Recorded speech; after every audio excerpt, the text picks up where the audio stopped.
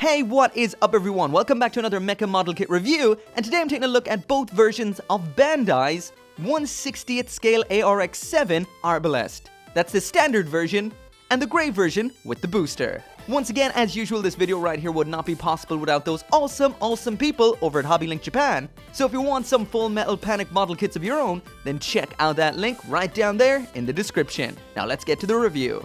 Besides the color, the only main difference between these two kits is this booster around here on the back, so let's whip that off. So straight away there is what both versions of the Arbalest look like just out of the box and simply snap together. So for those of you who are used to gunpla and used to my gunpla reviews, you may notice that these are considered high grade, but personally I do feel they're a little bit of a step above high grade. High grade in this case is a very general term, and as they're not necessarily gunpla, they're not Gundam, they could be considered an entirely different category, which I think maybe that they should, but the best way to put it is, they're a little bit, just a little bit better than what you'd expect from a Gundam high grade. Both the part separation and the build is top notch, as good as it gets. The detailing is great, color wise they're fantastic, and all in all these look like they walked right out of the anime.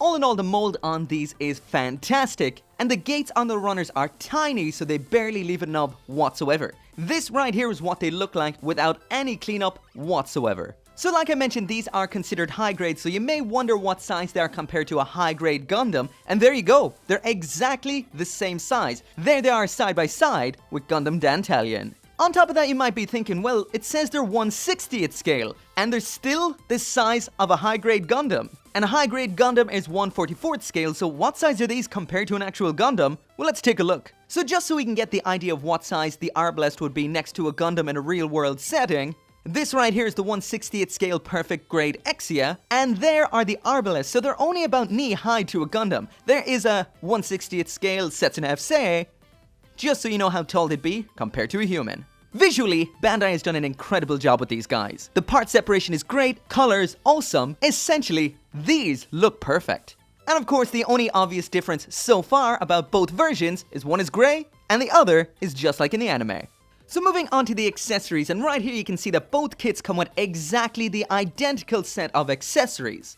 The standard version on the right, that's everything it comes with, but as for the grey one there on the left, that is more of a premium package, and on top of what we see here, we've also got that XL booster, as well as a full action base including all of the extras. That is pretty cool. With both boxes, as for manipulators, we get a set of widespread dynamic hands, as well as a standard set of holding hands for holding the weapons. As for the weapons, we've got the Graz Mannlicher.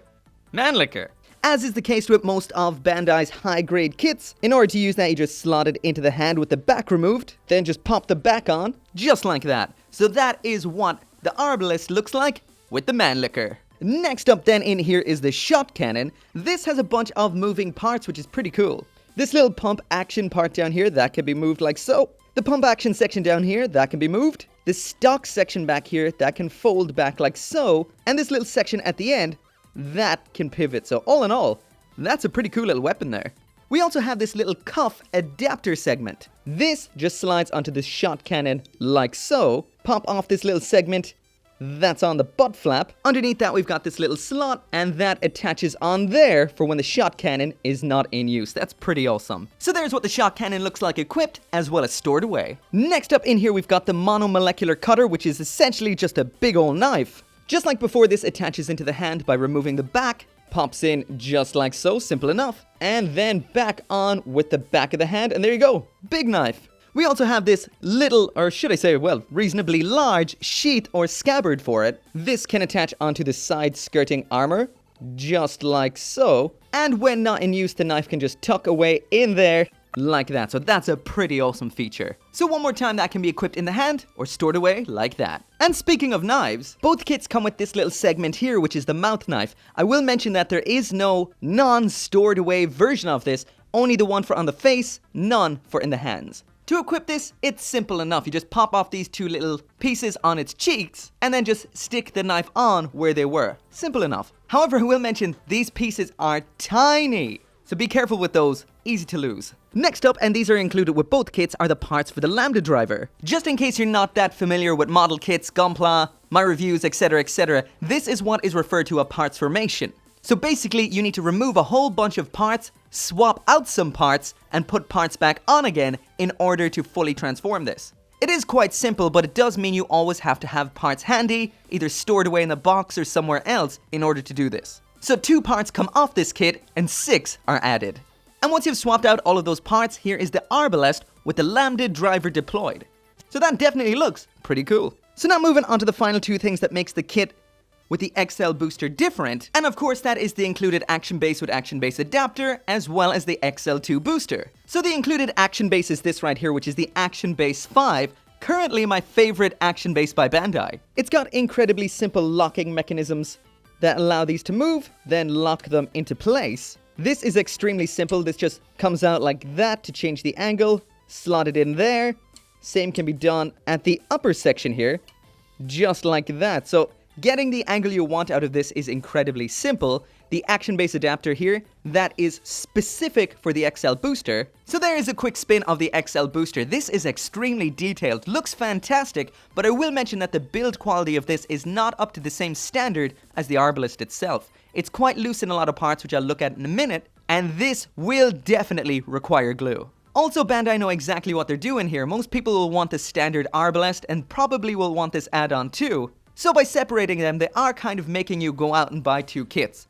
Which isn't so bad, because the grey Arbalest looks sick. So like I mentioned, this will require glue, and the reason is, these things right here, barely attached, and will always fall off. Besides that though, it is very nicely detailed. It is all just in the one color, but once you panel line that up, it will look killer. The detail is great. Also, I will mention that this little segment here is missing, and this was missing in the box, so somehow this must have fallen off before they packaged it. So usually it's not like Bandai to make those sort of mistakes, but I guess accidents do happen. This attaches to the Arbalest quite securely and quite intelligently. We have 2 little pegs here on the front. They connect into the back section of the Arbalest, and we've got 2 little sections underneath these folding parts that connect into the upper section of the shoulder for an incredibly secure connection. So all in all, this doesn't do anything per se besides look absolutely and utterly awesome. And even though these little bits here definitely require some glue, all in all, I have to say it doesn't do a whole lot, but damn, does it look cool. Also, I will mention that this is 100% compatible with this version of the Arbalest as well. But honestly, I plan to display it with the Lambda drivers out, so I'm not taking them all off again. Forgive me. So now moving on to the articulation, and as usual, from the head down. So at the neck, it's your standard Bandai double polycap, so that does give you a little bit of a giggity there. Side to side tilt, fairly basic. All the way up, all the way down. That rotates all the way around. And if that isn't enough, we've got this massive tilt forward right here at this neck joint. That does open up the back section there, which I'm pretty sure is where the cockpit is. But mixed with that double ball joint, that gives you some crazy articulation like that. Pretty cool. We have a whole lot going on at the shoulder here. This little section moves slightly in and out. That standard Bandai polycap that gives you that little bit more. There is a ball joint in there. Looking at just the arm now, the shoulder armor can move independently to the arm.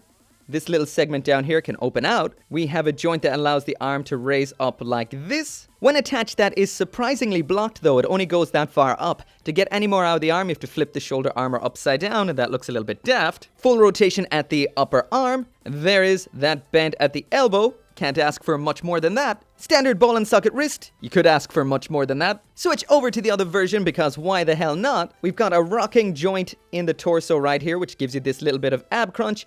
And when combined, not 1 but 2 ball joints down there, you get quite a bit. There's all the way to the front, and let's move that all the way to the back. So that is pretty nice. As for side to side, there is side to side and off. As for side to side, there we go, side to side, so quite good, mainly because there isn't a whole lot of armor and stuff down here, so you get a lot out of that. Moving down to the waist now, and this kit has a crotch with a pull-out gimmick. I'm not joking, it says that on the box. But anyway, to do that, you just push the legs down like so. That allows the legs to swing up further. So one more time, there it is all the way down, and push up, there it is all the way up. So about 1 millimeter or 2. Speaking of which, there is the kick all the way up to the front. Whoa! There it is all the way out to the back, a bit blocked by that. You're not getting past it. And as for the split, perfect. At what is going on in there, we've got a polycap for rotation there. There's a pivot between this polycap and the joint, and then we have another pivot down here. So quite a lot going on in there, and there is that rotation blocked, however, by the arm. This thing is rocking a premium butt flap. There is that bend at the knee, double jointed. You get a lot out of that. Rear flappy flap back here comes down, and this thing is rocking one hell of an ankle joint. This can pop up like this. As you can see, we've got extra in there for the pivot. So once that is out, you get that pivot side to side. Look at that. This little armor section can move ever so slightly. And at the foot, we've got that up and down pivot. But as for the side to side pivot, it is all contained inside of this joint, which you have to pull back. But all in all, goodbye. So yeah, all in all, these kits have killer articulation befitting a full Metal Panic arm slave. The only real down point I will mention is this little segment right here, which stops the leg from moving outwards any forward than that. If you pull off this little piece, then you can see what could have been. But with that on there, you do not get that articulation. So that is it for the review, and these kits right here are gold tier through and through. These are excellent. So damn good. Honestly, both kits are exactly the same besides the inclusion of the action base and the booster in with the grey version. Personally, I prefer the grey look just because I love that bare bones mecha feel. But of course, if you're a big fan of the anime, you're gonna want the standard color variant. I'm rating these as if they were high grades just like Gunpla, which they are to a degree. They use all the same polycaps, which does mean that they are compatible with a lot of high grade parts. So these are great for a Gundam custom, even if you're not all that into Full Metal Panic. They are technically to scale with high grade when it comes to size. They're in and around the same size physically. But the engineering packed into these little guys is so much better than a lot of high grades I've seen lately, especially build divers and stuff that uses a lot of old kits as a basis. So all in all, the only real letdown with these is some of the armor does block some of the articulation, but that is the design of the mecha, not necessarily the kit. These are small, awesome, and fun. I really highly recommend these. If you like Gunpla, you will love these. If you're a Full Metal Panic fan just looking for some Full Metal Panic toys a bit on the cheaper side, then you cannot go wrong with these whatsoever. All in all, highly recommended. If you do want one of your own, there is a link down there in the description. You can get yours at HobbyLink Japan. And as always, make sure to come back for more mecha model kit reviews, and I'll see you next time.